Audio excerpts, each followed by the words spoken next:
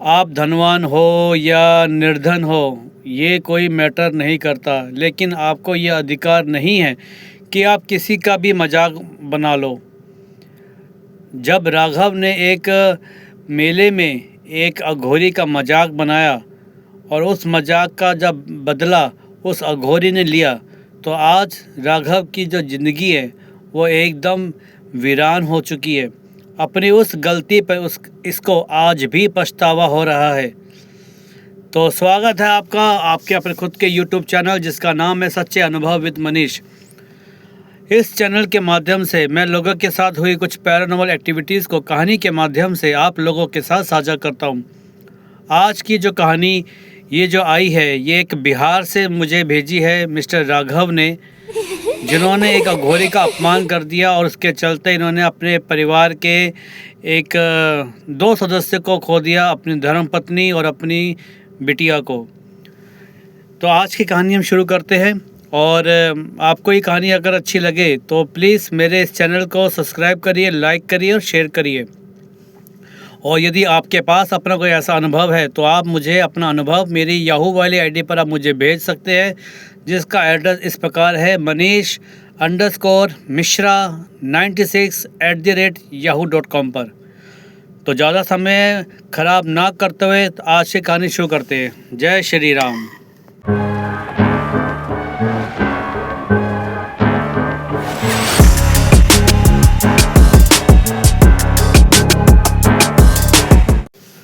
आज की कहानी राघव ने मुझे भेजी है, जो बिहार के एक सिवान ज़िले के रहने वाले हैं। इन्होंने अपनी कहानी में मुझे बताया कि मैंने किस कारण, घमंड के कारण उस अघोरी का जो मैंने अपमान करा और उस अपमान के बदले जो मेरे आज जो जीवन है वो कितना बर्बाद हो गया। ना मेरी धर्मपत्नी मेरे साथ है, ना ही मेरी बिटिया मेरे साथ है। इन्होंने अपनी कहानी जो मुझे बताया वो मैं आपको सुनाता हूँ उनकी कहानी।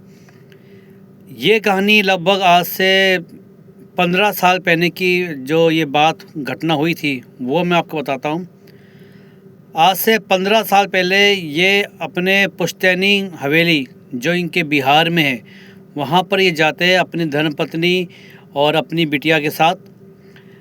इनकी जो हवेली थी वो एक गांव में बहुत बड़े अच्छे एरिया में इनकी हवेली बनी हुई थी और इस हवेली के पास एक शमशान घाट था।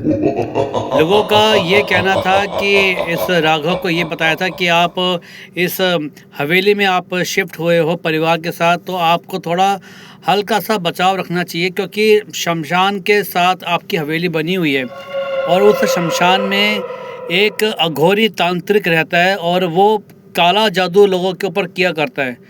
तो लोग उससे थोड़ा दूर ही रहते हैं और आपसे भी अनुरोध है कि आप उससे ना मिलिए, ना उससे बात करिए और ना ही उसके पास कभी जाइए और जितना हो सके उससे दूरी बनाए रखिए।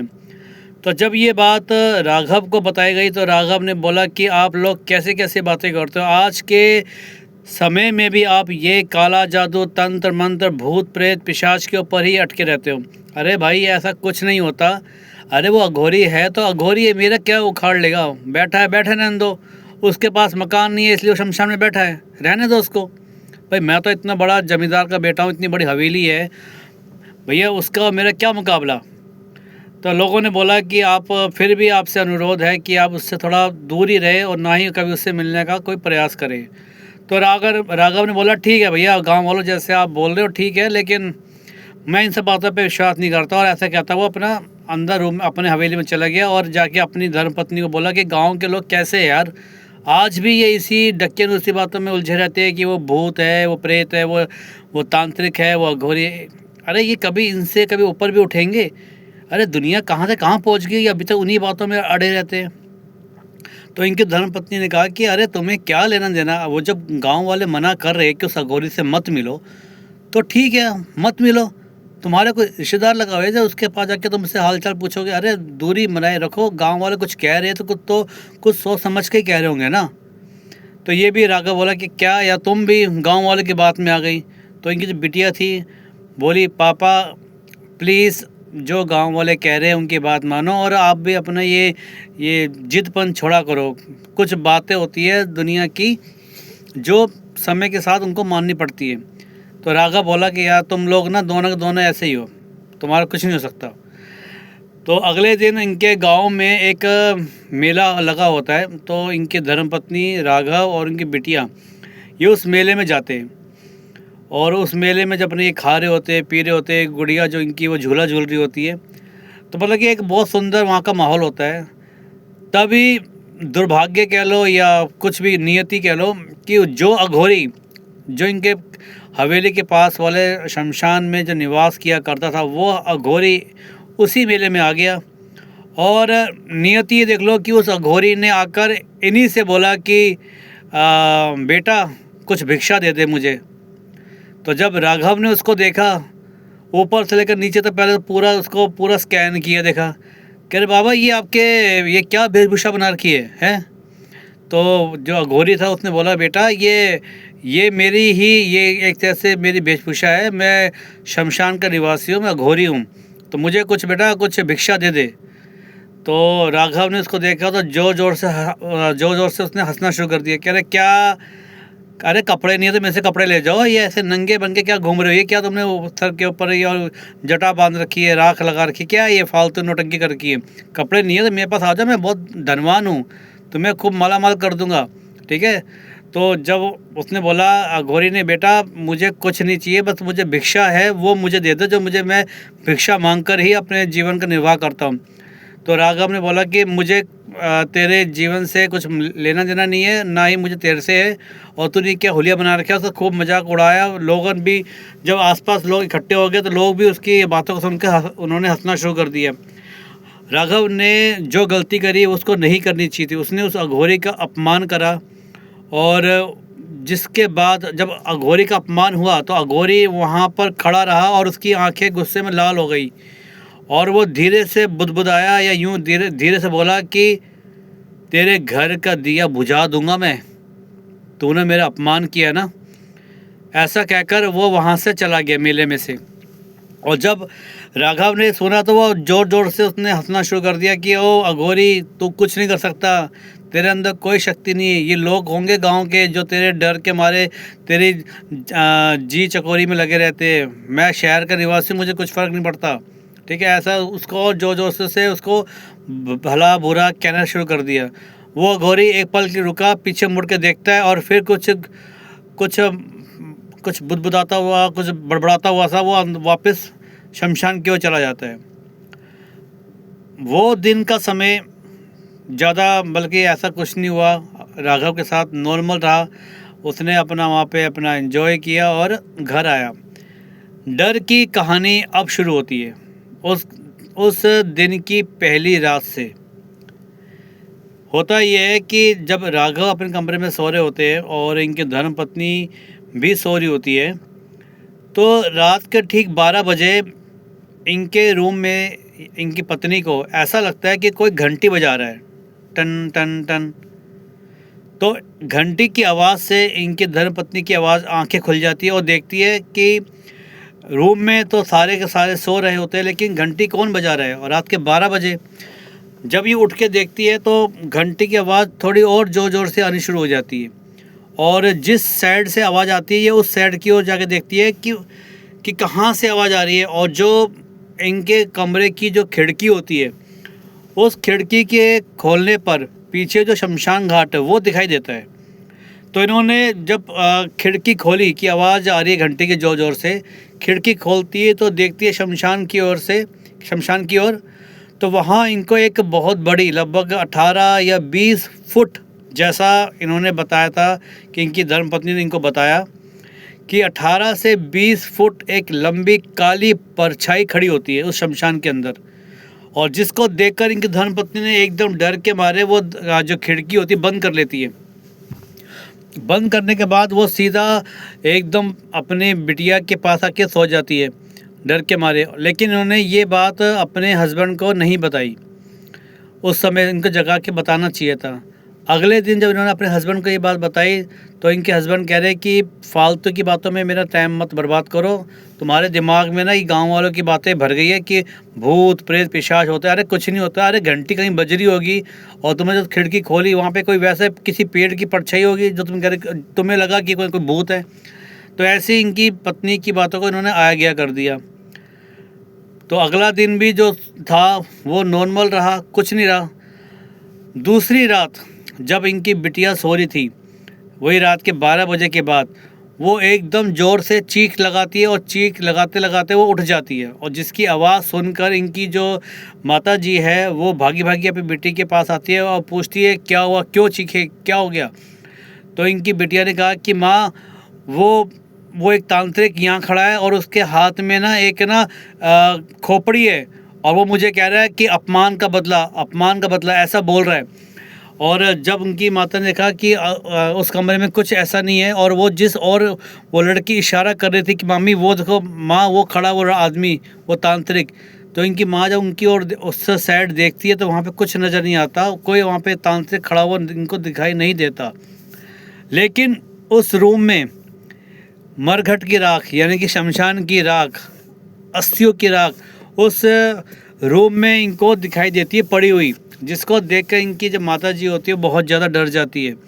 वो फटाफट झाड़ू लेकर आती है, उस झाड़ू से उस सारी मिट्टी को, उस राख को उठा के बाहर घर से बाहर फेंक देती है और इनकी अपनी बेटी को बोलती है कि बेटी चुपचाप आराम से सो जाओ, पानी पिला के कहती है भगवान का नाम लो, सो जाओ। उनकी जो बेटी है वो सो जाती है। अगले दिन फिर जो इनकी धर्मपत्नी है वो राघव को बोलती है। राघव ने बोला अरे कोई खिड़की खुली रह गई होगी, कल आंधी भी चल रही थी, हो सकता है वहाँ से मिट्टी आ गई हो। और ये बिटिया भी क्या क्या कॉमिक्स ज़्यादा पढ़ती है या ज़्यादा टीवी में हॉरर शो देखती है, उसके चलते उसको ऐसा डर लग रहा होगा। ऐसा कुछ नहीं होता। राघव ने फिर से अपनी इसी बात को आया गया कर दिया। तीसरी रात जब राघव सो रहा होता है, इसको भी ठीक रात के 12 बजे इसके कान में कोई फुसफुसाता है, राघव राघव। जब राघव को ये आवाज़ कान में आती है वो एकदम आँख खोलता है और जग जाता है। तो देखता है कि इसकी आसपास कोई नहीं होता और ये थोड़ा डर जाता है कि किसने मुझे आवाज़ लगाकर उठाया। तो इसके कमरे के रूम में लिखा होता है खून और राख से लिखा हुआ, अपमान का बदला लेके रहूँगा। जब ये राघव उसको देखता है तो राघव डर जाता है और जाके अपनी धर्मपत्नी को बोलता है कि दिखाता है कि देखो मेरे कमरे में ये क्या लिखा हुआ है। तो सुबह होकर ये गांव में जो एक बुजुर्ग इंसान होते हैं उसको जाकर बोलते हैं कि बाबा हमारे साथ ऐसा होना शुरू हो गया, बिटिया के साथ, मेरी पत्नी के साथ और मेरे साथ ये ऐसा होना शुरू हो गया। तो इनके जो गांव में जो बुजुर्ग इंसान थे तो उन्होंने बोला कि बेटा तूने अपनी नासमझी के कारण उस तांत्रिक को, उस अघोरी को तूने गुस्सा दिला दिया और उसने गुस्से में शमशान की शक्तियों को जागृत कर दिया तेरे विरुद्ध में। तो जब ये बात राघव ने सुनी तो राघव बहुत ज़्यादा डर गया। उसने बोला बाबा उसका क्या उपाय है। उसने बोला कि उसका एक ही उपाय है कि तो उस बाबा से माफ़ी मांग ले। ये जब शमशान जाते हैं तो वो बाबा इनको वहाँ पे रात को दिन में इनको दिखाई नहीं देता, शमशान में वो होता नहीं वहाँ पर। उसी रात को इनके दरवाजे पे ज़ोर से कोई रात को नॉक करता है। राघव की आँख खुलती है तो वो जाके गेट खोलता है तो देखता है कि वहाँ पर वही रात को तांत्रिक उनके गेट पे खड़ा है और उसकी आंखें एकदम लाल और उसके गले में नरमुंडों की माला और हाथ में मशाल है। जब राघव उनको देखता है तो हाथ जोड़ता है कि मुझे बाबा गलती हो गई, माफ़ कर दो। लेकिन वो कहता है तांत्रिक कि बहुत देर हो गई, अब तुझे इस अपमान का अंजाम भुगतना पड़ेगा। जब वो बाबा ने ऐसा बोला तो इनके जो हवेली की जो लाइटें थी वो अपने आप बुझना शुरू हो गई और इनके हवेली के सारे दरवाजे अपने आप बंद हो गए जब उस बाबा ने कुछ मंत्र पढ़ा। और उसके बाद जो इनकी बेटी थी वो सोते सोते ही वो एकदम हवा में उठ गई, जैसे कोई उसको अपनी ओर खींच रहा हो। और जब ये बेटी को उठते हुए इनकी माँ ने देखा, यानी कि इनकी धर्मपत्नी ने देखा, तो वो जो जो थे उसने चिल्लाना शुरू कर दिया, और जिसकी चीख पुकार सुनकर राघव ने उस अघोरी के पांव पकड़ लिए कि बाबा मुझे माफ़ कर दो, मुझसे गलती हो गई, अब मैं ऐसा कभी नहीं करूँगा। लेकिन अघोरी ने कहा कि अब बहुत देर हो चुकी है, मैं कुछ नहीं कर सकता, और जो मैंने अपना बदला लेना था वो आज पूरा हो जाएगा। इतना कहकर वो अघोरी वहाँ से चला जाता है, और ये जो 3 जने होते हैं ये एकदम बेहोश से हो जाते हैं, एकदम गिर पड़ते हैं। अगली दिन जब वहाँ पर गांव वाले आके देखते हैं कि पूरी हवेली के दरवाजे खुले पड़े हैं, और वो अंदर आके देखते हैं कि राघव और उनकी धर्मपत्नी और वो बिटिया तीनों के तीनों फर्श पर पड़े हुए होते हैं। तो वो तीनों को जगाने की कोशिश करते हैं, लेकिन बहुत देर हो चुकी होती है। उनकी धर्मपत्नी और उनकी बिटिया वो अभी संसार में नहीं रहे, और राघव को जब जगाया जाता है वो बेहोश हो चुका होता है। वो उसको होश में आता है तो वो बहुत ज़्यादा दुखी हो जाता है कि अपनी एक गलती के कारण उसने अपना बसा बसाया घर बर्बाद करवा दिया, और वो अघोरी आज पता नहीं कहाँ है, किधर गया, कोई इसके बारे में जानकारी नहीं है। और ये जो राघव थे इन्होंने वो अपनी हवेली वहाँ से खाली कर दी, और आज भी कहा जाता है उस हवेली के पास से जब गुजरता है कोई इंसान तो वो उस बिटिया की आवाज़ आती है, पापा मुझे यहाँ से ले जाओ, मम्मी तुम हो ना मेरे साथ, पापा को बोलो हमें यहाँ से लेके जाए। ये आवाज़ जो एक बहुत मन को झकझोर कर देने वाली होती है, एक दुखी आत्मा की आवाज़ जो वहाँ पर किसी कारण से उस जगह पर ठहर गई है, रुक गई है, वो आज भी अपने पापा को याद कर रही है अपने घर जाने के लिए। तो ये जो कहानी है ये सच्ची कहानी मैंने आपको सुनाई है। ये आज भी हवेली उस जगह पर मौजूद है, और बहुत से लोगों ने इस हवेली के पास ये आवाज़ें सुनी हैं। इसीलिए कहता हूँ कभी भी किसी तांत्रिक का या जो ऐसे शिक्षा जिनके पास होती है, सिद्धियाँ होती है, उनका कभी आप मजाक ना बनाएं, क्योंकि मजाक बनाने का परिणाम आप देख सकते हैं इस कहानी में जो राघव को झेलना पड़ा। राघव ने बड़े ही दुखी मन से ये कहानी मुझे सुनाई थी, लिख के मुझे भेजी थी, और मुझे फ़ोन पे बताया भी था। जब वो फ़ोन पे बता रहे थे वो बहुत ज़्यादा रो रहे थे कि मनीष भाई मैंने अपने जीवन का सबसे बड़ा जो एक कदम उठाया उस अघोरी का अपमान करके। तो आपसे निवेदन है कि आप कभी ऐसे जीवन में किसी के साथ कुछ ना करें, अपमान ना करें। और आपको ये अगर कहानी अगर अच्छी लगती हो तो प्लीज़ मेरी इस कहानी को लाइक करिए, शेयर करिए और सब्सक्राइब करिए। मिलते हैं अगली एक नई कहानी के साथ। जय श्री राम।